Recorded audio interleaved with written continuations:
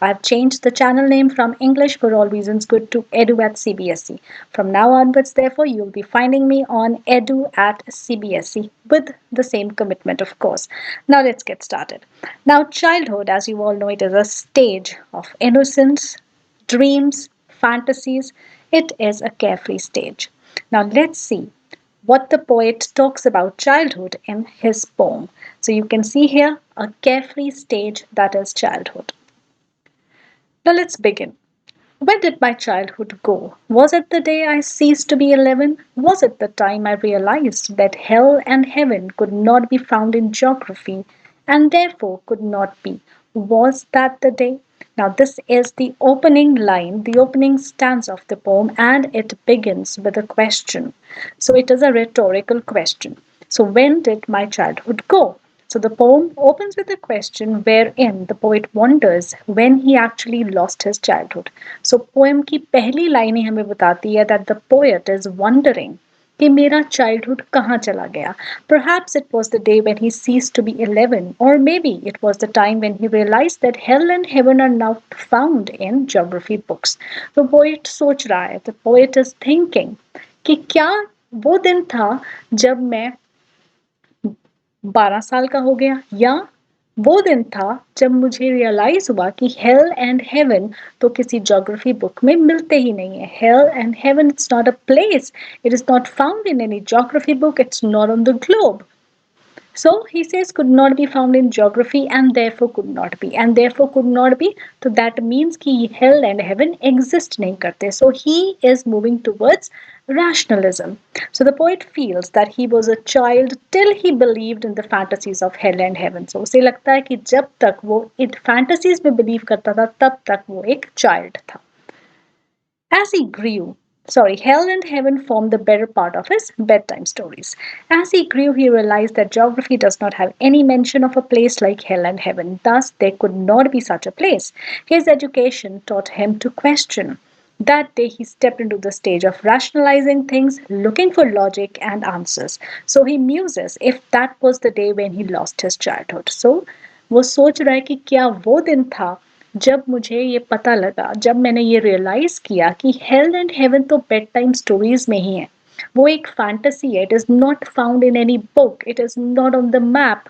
सो क्या वो दिन था जब मैंने अपना बचपन खो दिया. So he is pondering and he is trying to relate कि when did he loses childhood. So this stanza, it is about rationalism. With education, the poet is gaining rationalism. और जो बचपन की वो fantasy है वो कहीं पीछे रही जा रही है. Now next stanza. When did my childhood go? Again, the same question. Was it the time I realized that adults were not all they seemed to be? They talked of love and preached of love, but did not act so lovingly. Was that the day? Now, then he's thinking, क्योंकि वो अभी तक convince नहीं हुआ, सो he thinks further. सो आगे सोचता है. So still not convince, the poet looks further for his answer. He feels possibly it was the time when he realised about the adult hypocrisy. तो उसे लगता है कि जब उसने अडल्ट्स को देखा और उसे लगा कि जो ये बोलते हैं वो वैसा तो खुद नहीं करते हैं. सो ही इज थिंकिंग कि क्या वो टाइम था जब मैंने अपना बचपन खो दिया. They talked of love and preached togetherness, but they themselves didn't act accordingly. They didn't seem the same. So जो वो मुझे पहले लगते थे वो असल में वैसे नहीं है. They taught the poet to be caring and forgiving, but they themselves were violent, abusive, and selfish. As he grew, he witnessed the reality of the adults around him. His broken faith and trust in adults maybe was the step towards maturity. So ये भी एक realization जो है उसे mature बनाती है. So he is thinking कि क्या वो दिन था जब ये realization मेरे अंदर आई है, उस दिन मैंने अपना बचपन खो दिया. So still he is pondering on the same question. When did my childhood go? So this is hypocrisy. अब उसके सामने अपने आसपास की सोसाइटी, अपने आसपास की दुनिया की हिपोक्रेसी सामने आ रही है. Now let's go over to the next stanza. Again, when did my childhood go? Was it when I found my mind was really mine to use whichever way I choose, producing thoughts that were not those of other people but my own and mine alone? Was that the day? वो फिर आगे सोच रहा है, pondering further.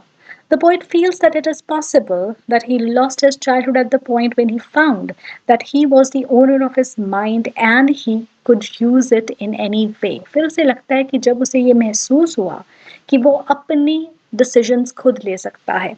He doesn't need anyone around. उसके जो decisions है वो किसी के भी ओपिनियंस पे बेस नहीं करते. सो क्या वो दिन था जब वो मैच्योर हो गया, वो बड़ा हो गया और बचपन पीछे रह गया. So he had the ability to make his decisions and express his opinions that were not biased but based on his own thought process. With his experience, he had developed into an individual with unique thoughts and don't depend on the thoughts that don't depend on the viewpoint of others. So उसे लगता है कि क्या वो दिन था जब उसने अपना बचपन खो दिया और वो आगे को स्टेप कर गया.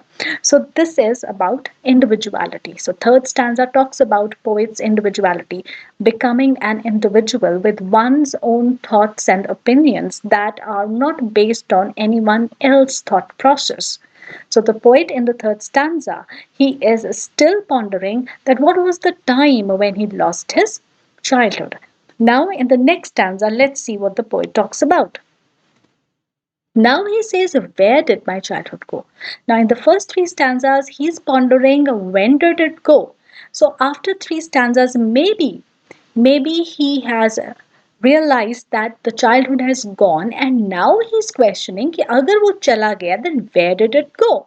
So, where did my childhood go? It went to some forgotten place that's hidden in an infant's face. That's all I know.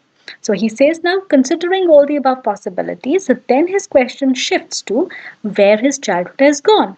The poet feels that his childhood had gone to some forgotten place from where it can never be reacquired. For him, it has become a long lost memory. He wishes for the same childlike innocence which he realizes can only be seen in an infant's face. And he knows that an infant will soon lose his innocence once he grows up. So now, considering all the possibilities, now the poet is looking for an answer कि अगर मेरा childhood कहीं go चला गया है तो फिर वो कहाँ चला गया है. So he feels that it has gone to some forgotten place. Now this forgotten place is important here. What does this forgotten place mean? Now, forgotten place here, there's no place where childhood can go. Now, as such, कोई ऐसी जगह नहीं है जहाँ childhood जा सकता है, जाके कहाँ रह सकता है. So it stays deep in your subconscious mind. So childhood, it is inside you only. It has become a long lost memory. So you cannot pass over your innocence to someone, but you can always perceive innocence in others. So तुम्हारे अंदर का जो childhood है वो किसी और को तुम पास नहीं कर सकते, कहीं जा नहीं सकता. But it is just that तुम अपना बचपन, अपना childhood, you can perceive in someone else. Like the poet says कि मैं वो एक infant के चेहरे में देख रहा हूँ. So it is not कि वो poet का childhood उसमें चला गया, but the poet can feel that innocence, feel that childhood, feel that purity in that infant. So that is forgotten place. So important, you need to understand this. For him, it has become a long lost memory. He wishes for the same childlike innocence. अब वो childlike innocence की जितनी जितनी मर्जी कोशिश कर ले कि वो वापस आ जाए, but he cannot do that. So it can only be seen in an infant's face. And he knows that an infant will soon lose his innocence once he grows up. और उसे ये भी पता है कि जैसे वो infant बड़ा हो गया तो वो भी अपनी innocence खो देगा. So उसका childhood भी कहीं चला जाएगा. So through the last line, the poet wants to convey that what he has understood, that losing innocence, it is a shift from fantasy to realism. So losing childhood, losing innocence, उसका असल में क्या मतलब है कि एक fantasy world से निकल के reality में आना. So that is what is childhood. Now let's see the literary devices. So first rhyme scheme. A, B, B, C, C, D. And for the last stanza, it is A, B, B, A. So last stanza, it is of 4 lines if you've noted. And rest of these 3 stanzas, they are of 6 lines. And the rhyme scheme is A, B, B, C, C, D.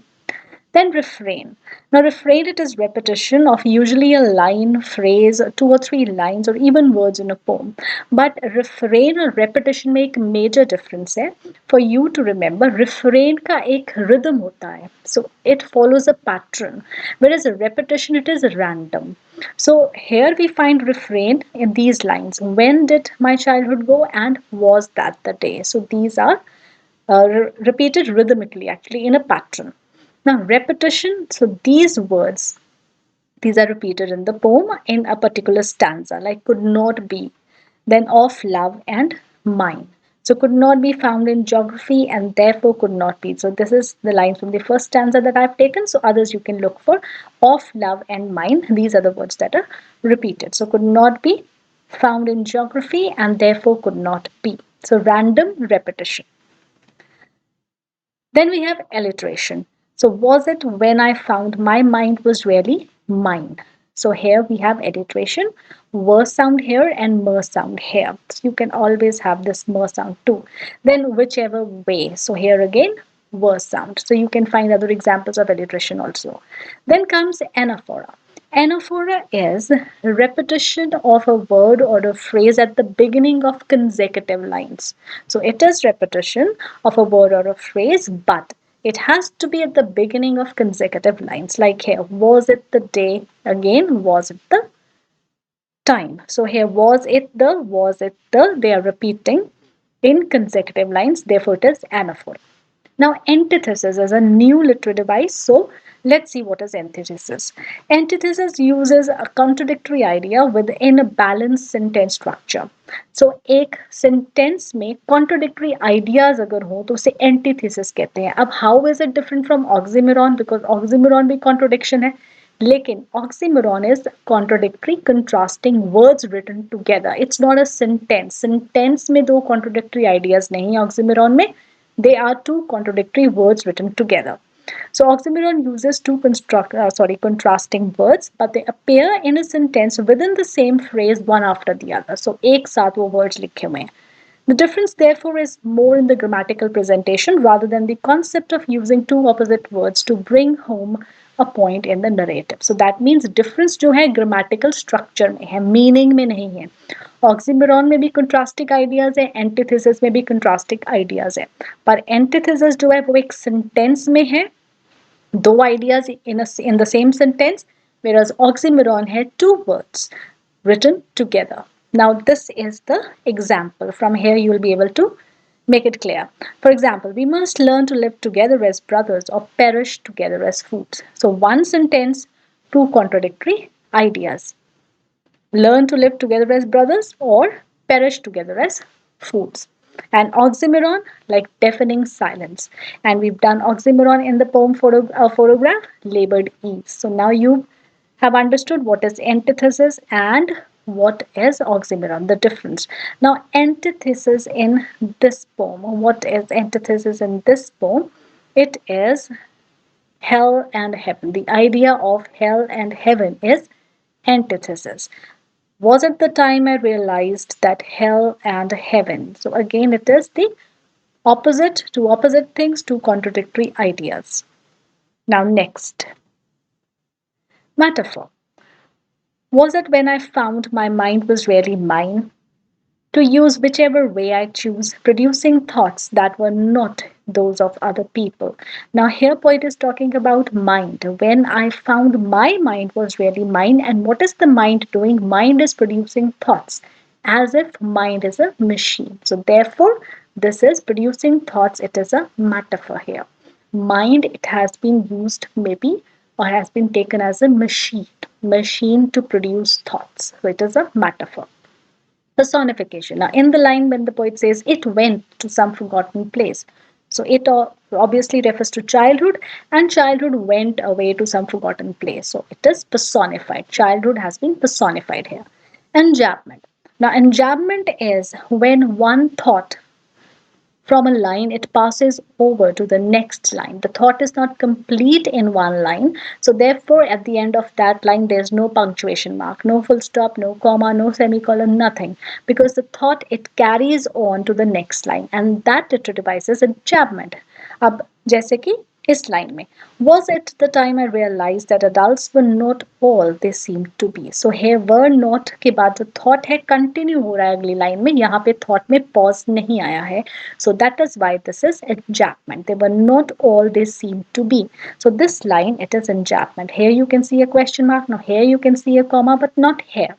So that is why this is enjambment. Next is inversion. Now, inversion is, in simple words, when subject verb order it is reversed. Invert कर दिया, जो normal subject verb order होता है. So पहले subject आता है, फिर verb आता है. लेकिन in poetry, sometimes the poets they invert that order. So that literary device becomes inversion, like this line. To use whichever way I choose. So it actually should be I choose to use whichever way I want or whatever. So the poets have written to use whichever way I choose. So subject verb order it has been changed and this was therefore inversion. Now next is epigram, again a new thing.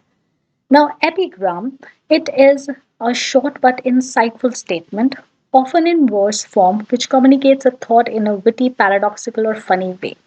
अब इसको ध्यान से समझते हैं.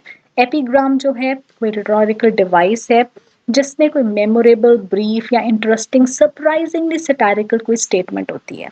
सो वो statement को epigram कहते हैं. So it can be funny, interesting, witty, किसी भी तरह की स्टेटमेंट हो सकती है. For example, I can resist everything but temptation. Now, this is a brief epigram given by Oscar Wilde. So, this is a witty epigram. Temptation by definition is something we attempt to resist. अब temptation को resist ही तो करना होता है. And what is he saying? I can resist everything but temptation. So this is epigram. When you say what you want to say in a witty, in a funny way, or it is a satire, and it is often you are making things clear without explaining it in a long paragraph. So, by saying he can resist everything but temptation, the speaker is also saying that he can resist nothing.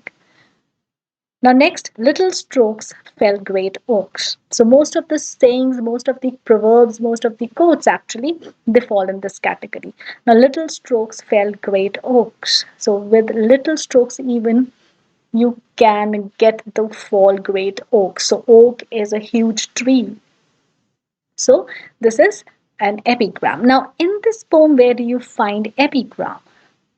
That's hidden in an infant's face. Now how is this an epigram? Of everything else in the world, innocence and purity is hidden in an infant's face. अब infant face में क्या मिल रहा है?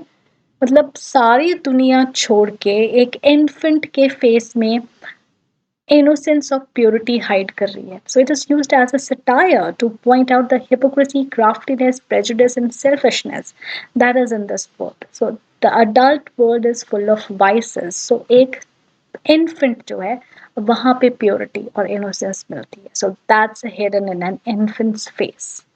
So it is an epigram.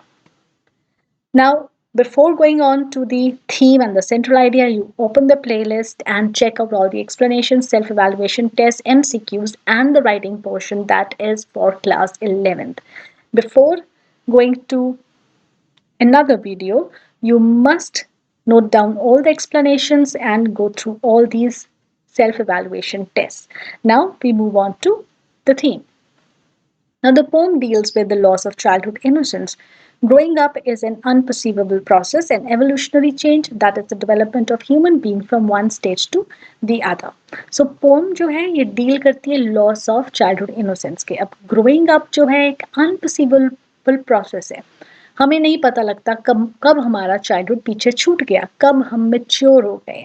So, during this process, many physio-psychological changes they occur in human beings. And one such change is loss of innocence. Loss of innocence here means loss of childhood. As the poet grows, he realizes he has lost his childhood somewhere in the process. He becomes curious to know when did it happen. He ponders upon various situations and stages and ultimately concludes that it has gone to some forgotten place. So काफी सोचने के बाद poet को realize होता है कि कहीं भी वो एक forgotten place पे चला गया है. So his childhood has become a memory actually. It can now be found hidden in an infant's face. So it is painful for the poet to lose his innocence, but he feels satisfied on perceiving innocent faces around. So उसे दुख होता है कि उसकी innocence कहीं चली गई है, पर फिर अपने आसपास जब वो छोटे बच्चों को देखता है, innocent faces को देखता है, तो उसे कुछ satisfaction होती है. So this is the theme of the poem. Now the central idea. The poem revolves around the loss of childhood. The poem opens with the eagerness of the poet to know at what point of his life did his childhood go? When did he lose it? So, question से open होता है. First line जो है poem की, and the poet wants to know that when did he lose it? The poet tries to pinpoint the time when he grew out of his childhood and entered a more logic driven stage. तो फिर वो सोच रहा है कि कौन सा ऐसा पॉइंट था, कौन सा ऐसा दिन था, कौन सी ऐसी स्टेज थी जब वो अपने चाइल्डहुड से निकल के एक लॉजिक ड्रिवन रैशनल स्टेज में पहुंच गया. So as he matures, he leaves his fantasy world behind and steps into the world of hypocrisy and preaching. So वो कौन से वर्ल्ड में एंटर कर गया? Steps into the world of hypocrisy and preaching. A world where words do not match actions. He too develops individuality, makes decisions rationally without being influenced by anyone. So वो एक ऐसे hypocritic world में आ गया, लेकिन खुद भी उसने अपने आप को एक इंडिविजुअल में डेवलप कर लिया. सो अपने डिसीजंस वो खुद ले रहा है, which are rational based and which are not influenced by anyone. So, as such, the poet realizes that innocence has taken a back seat. It has become a forgotten memory only to be perceived in an infant's face. So, वो conclude करता है कि जो childhood है वो एक memory बन गई है. It's a lost, forgotten memory. And अब वो जो ये चाइल्डहुड इनोसेंस है सिर्फ इन्फेंट्स फेस जो उसके आसपास है छोटे बच्चे उनमें ही परसीव कर सकता है. So this is the central idea of the poem. Now the tone very important. Now overall the tone of the poem is serious and melancholic. हम एक बहुत सीरियस बात डिस्कस की है हमने throughout the poem. So but the poem closes on a positive note. Innocence and purity of the thought and action prevail on this earth hidden in an infant's face. So एक positive thought है कि innocence और जो purity है वो इस दुनिया से बिल्कुल वाइप आउट नहीं हो गई है. We can still find them in little children, in infants' faces. So if there is adult hypocrisy to stay in this world, innocence will also be around. So this is the positive note. Now next is, these are the image credits, and that's all for today. Here we go. Hope it was helpful. Next coming up is self-evaluation test and MCQs from this poem. So till then, happy watching.